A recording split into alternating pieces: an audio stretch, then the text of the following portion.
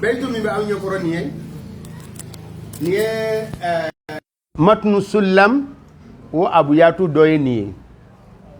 tuma dola do ba to wele ko kitabu mi akuna kumbe al insanu hayawanu natikun kitabu kunna kun a misaliya be al insanu hayawanu natikun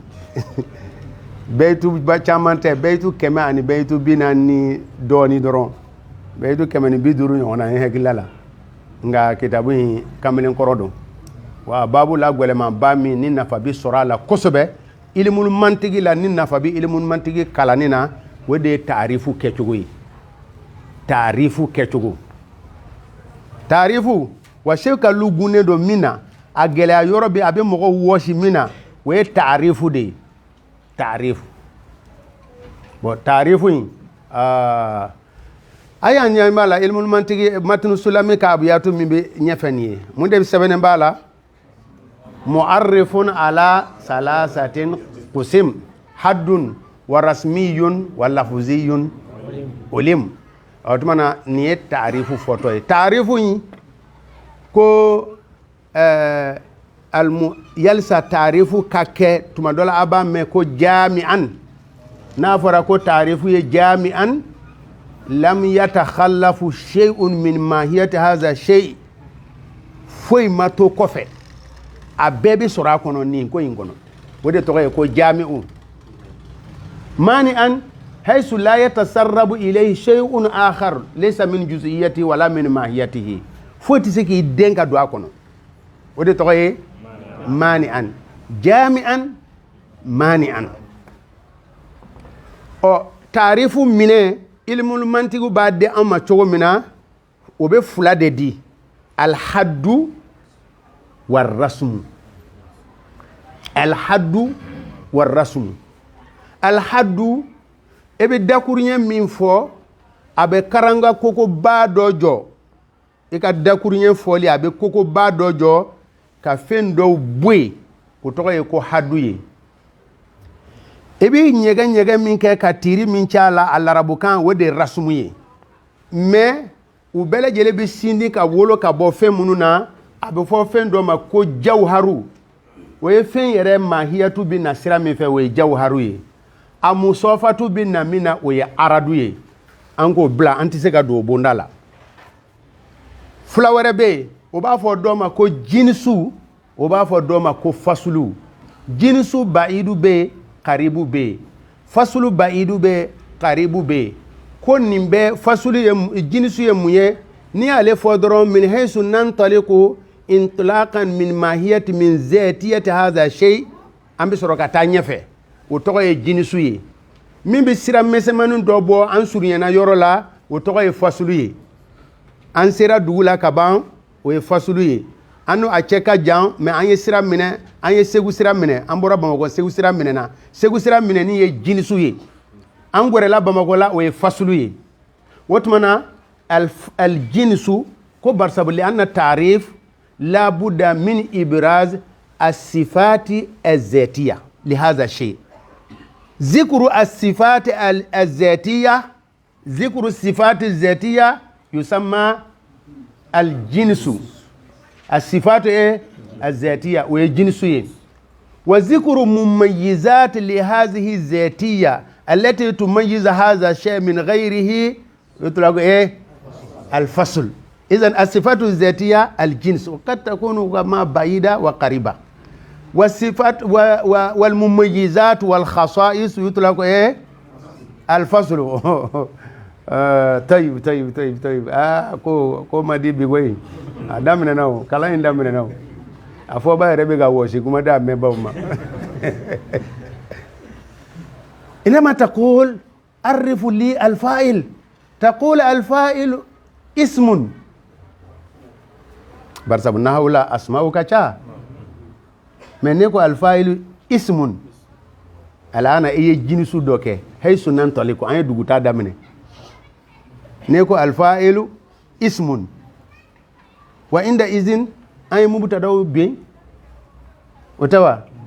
مبتدا تارنا يره ani mubtada ni no fe mo taala na yere ismun alfa'ilu ismun tuma min aqul تقدمه مرفوع. الآن جئت بالفصل. كنت في الجنس. الآن لما جئت مرفوع اسم مرفوع وكلمة مرفوع الآن أينغوري ngalla nyinina ayengwere ngalla nyinina me halbi amma bande khususiyatu dobe naman janto mogore bi donde nama daso kanye mogore bi donde taqaddamahu fi'lun ma'lumun. Taqaddamahu fi'lun ma'lumun nine kuma nin fo asigi naibu fa'ilu kunti denga doyi barza nego duriba zaidun wa fana ismun marfuun aidan mais nine kuma fo taqaddamahu fi'lun ma'lumun dum naibu fa'ilu bisega denga do idan al'ana ji'ina بصفات ذاتية نوع كلمة اسم ثم جئنا بصفة أخرى تقربنا إلى إيه؟ إلى هذا الشيء ويطلق عليه الفصل عندما نقول مرفوع وعندما نقول تقدمه فعل معلوم. طيب الآن الحد تام ب حد ناقص ب. hadu tamu esera ka jinisu karibu fo ka fasulu karibu fo wode hadu tamu de wa taarifu da wode kanyi katema beka taarifu la nyuma ni sera ka nyene boni hadu tamu yi hadu tamu esera ka tartibu ka jinisu fo jinisu miye karibu ye de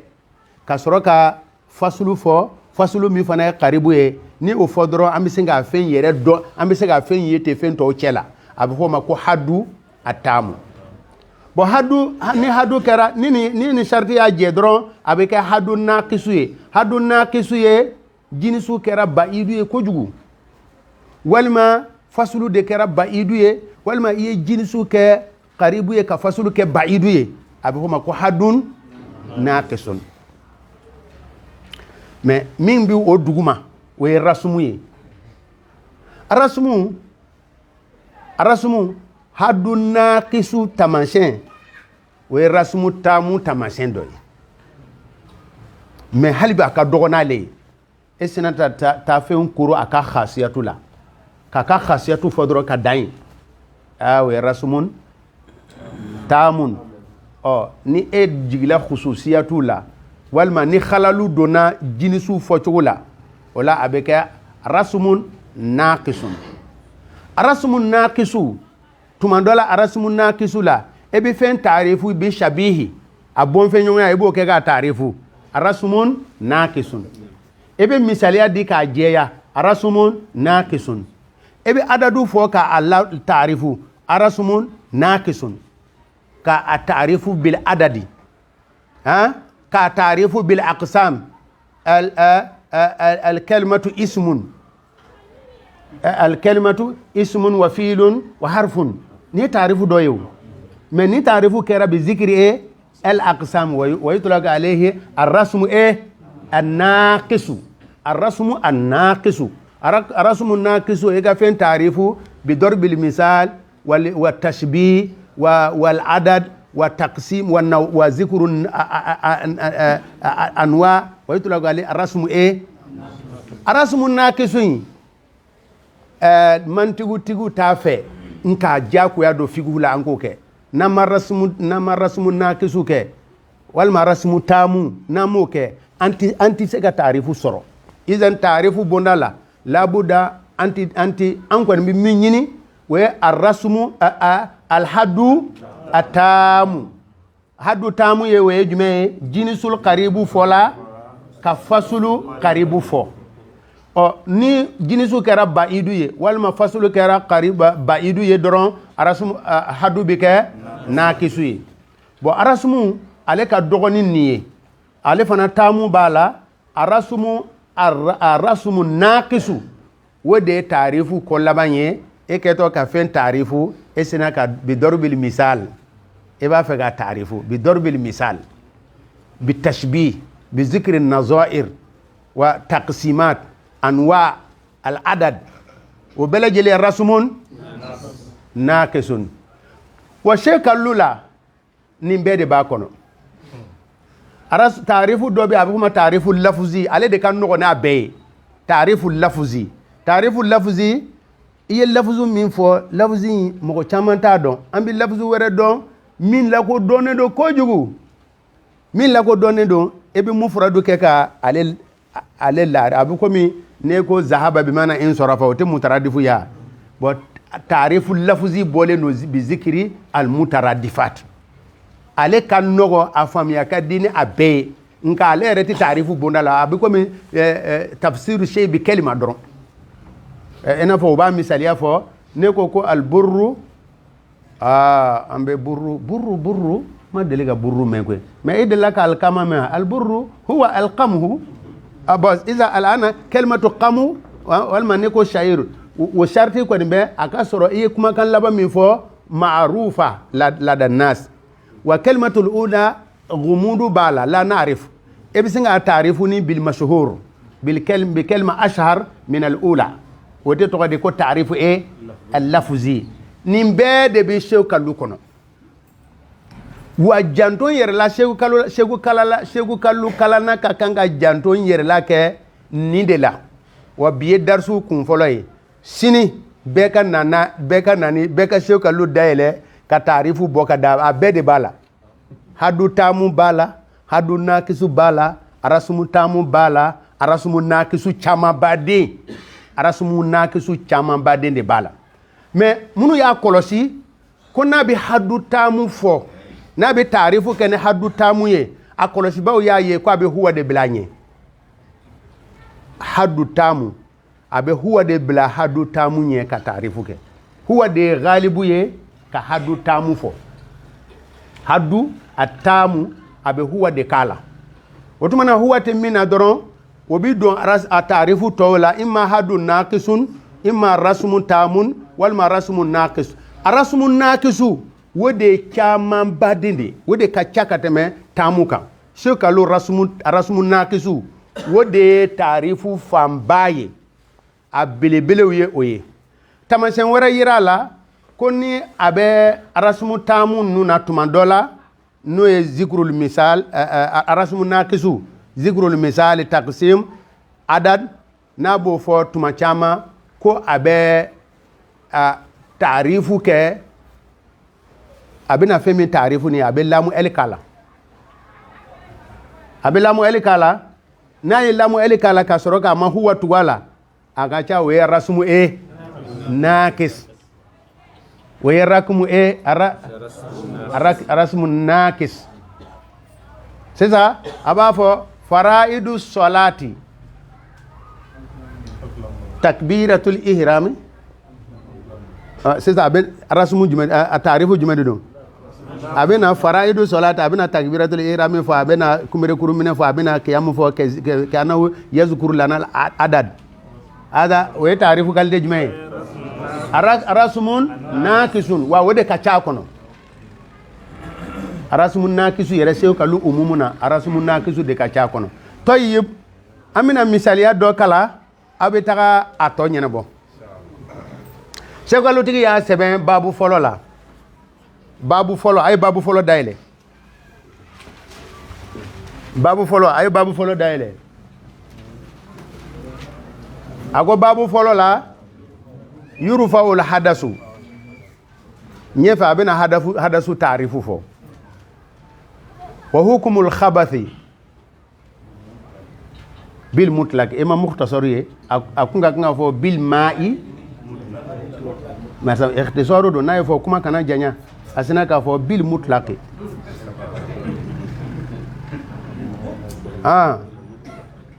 mais mutlaqu yere muye ikor inye koro tay ka laje tabulula ta'rifu ma'ul mutlaq huwa ma sadaqa alayhi ismul ma'i bila qaidin ni ma'u mutlaqu ta'rifu de fleta arasumun nakisu don wa hadu de don na ko hadu do ay fasul ay jinisu jiranna ka fasulu jiranna jinisu bemi jinisu qaribu bemi ini ce ni baraji ni wari kumbe ne kumba dima ismul ma de ma u foli wobi ji yere tarifu damine abo fodi ji tarifu ma u foli de wode jinisu al qaribu de pe ba faga ma u tarifu fo ma u mutlaku tarifu fo ko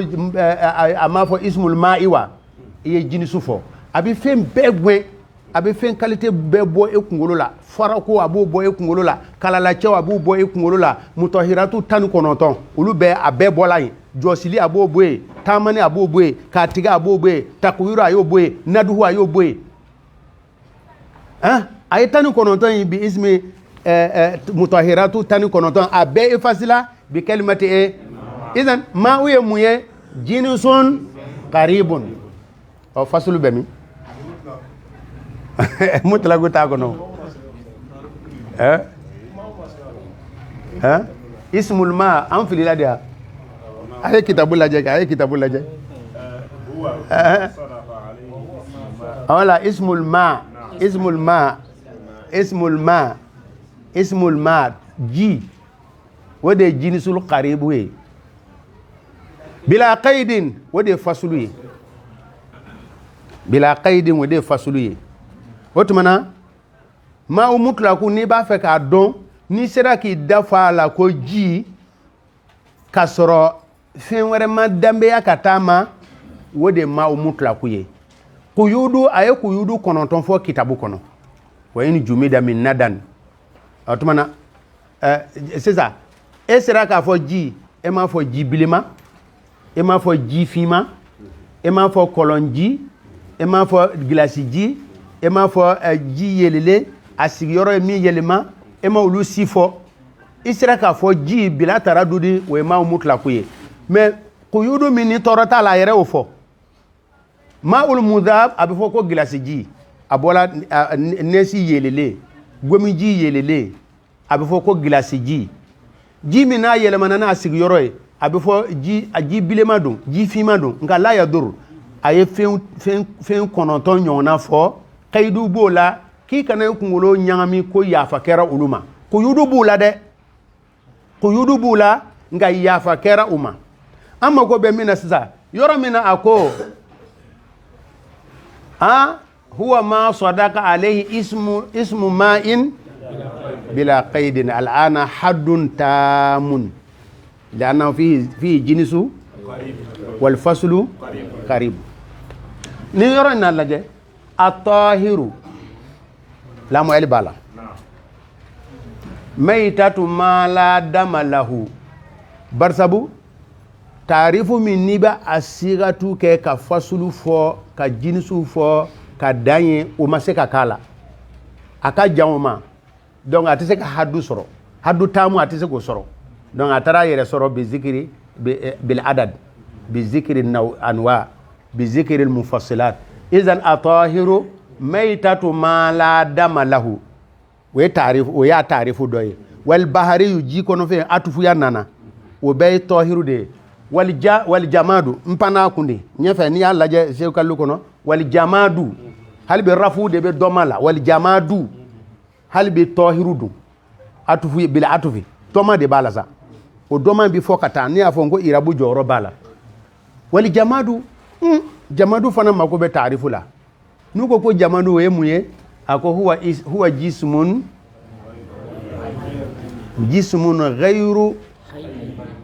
ghayru hayyin wala sita sagasi ni a bogote ka boala jamadu do jamadu te a bien kolo ni a bogote ka boala jamadu do jamadu te jamadu ota la nyine de barsabu nyanama ya bo kolo bien kolo la otala al jamadu ghayru hayyin bien kolo ni o bogoti ka bo sagala najisudu otala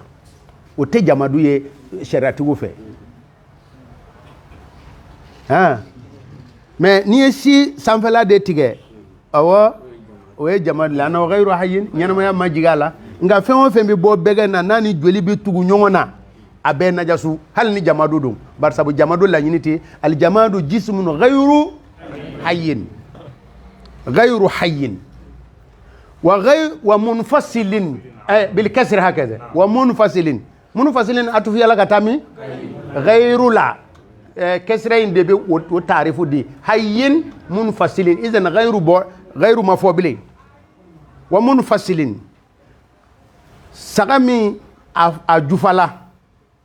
e nana sen tigɛ ka taa n'a ye sen in hukumu ye mun ye munna barisa a tigɛla ka bɔ fɛn sugu de la o ye nɔgɔ de o ɔhɔ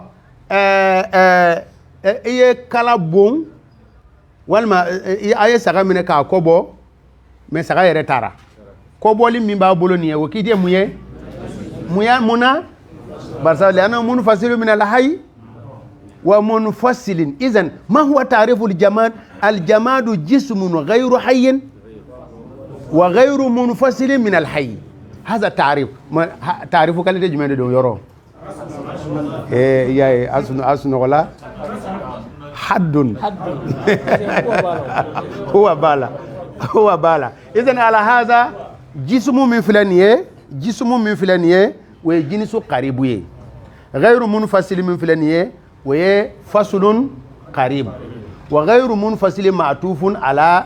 حينك هذا حد تامون ما أكافو الطاهر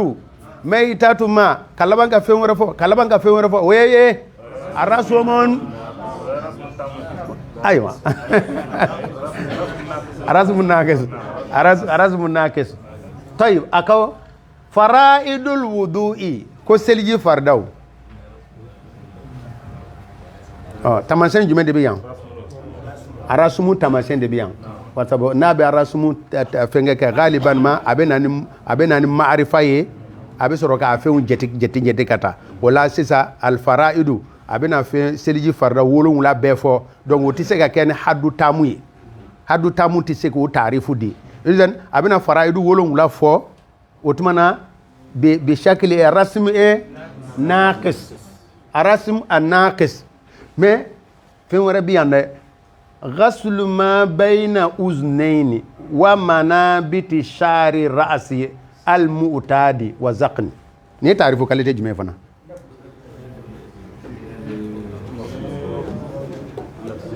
ها لفظي ايوه بسم الله نمسك كي حدو ناقصي طيب مي ايغا نكما ان لاجي ابا فغا نيندا ديفو ما فو غسل الوجه ayi n'a ye gasulu wajibi fɔ a ma ɲɛ o gasulu wajibi ma ɲɛ o a ko bɔn n'i ma ɲɛda a m'a fɔ gasulu wajibi dɛ a ko seliji farida gasulu ma bayna uznayni o tuma na shekalu cɛdon malikiya cɛdon minnu bɛ khilafu kɛ ko nin jɛman in nin bɛ don ɲɛda fɛ wa a tɛ don dɔw ko ni si bɛ yɔrɔ in tɛ don mɛ ni si falela a bɛ bɔ a la ni si tɛ tulo ani tulo ten landa ten de don ni si jigila o tɛ jate ni teli bɛ min na fana a tɛ sama teli nɔfɛ ni bonbosi bɛ min na o tuma na a ye zakuni de fɔ quoi nin ye taariful wajihi taarifu qualité jumɛn don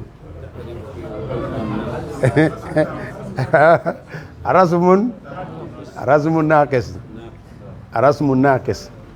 nimeka rasmun naqis ye badala an yaqula lana ko faraidul wudu ena fo kitabu toba fo ko ghasulul wajhi no kuma in ba ambela fen wala no ghasulul wajhi amo fo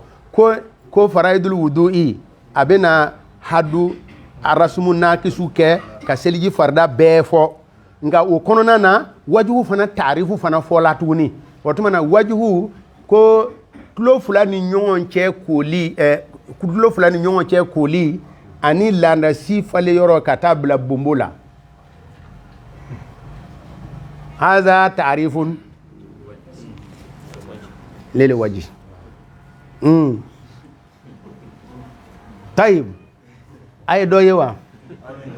ama yeda otumana sini darsu tna ke sini otumana bɛɛ bɛ taga kunkolo munumunu nin de la i b'a dayɛlɛ i yɛrɛ ye Seku Ali yɔrɔ min ka i bɛ jɔ a kunna ma n t'a dɔn o ta la i b'a dɔn dɛ i b'a dɔn yɛrɛ de a b'a dayɛlɛ ka taa dɔrɔn ka fɛn ninnu lajɛ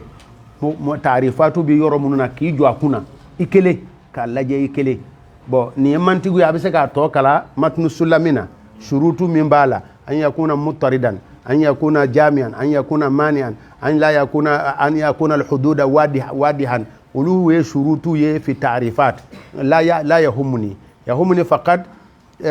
min adaq al-asalib li hadha al-kitab wa taarifatu ye an y'a fɔ ka tɛmɛ nin cɛ in a ye sanji 20 de kɛ kitabu in sɛbɛnni na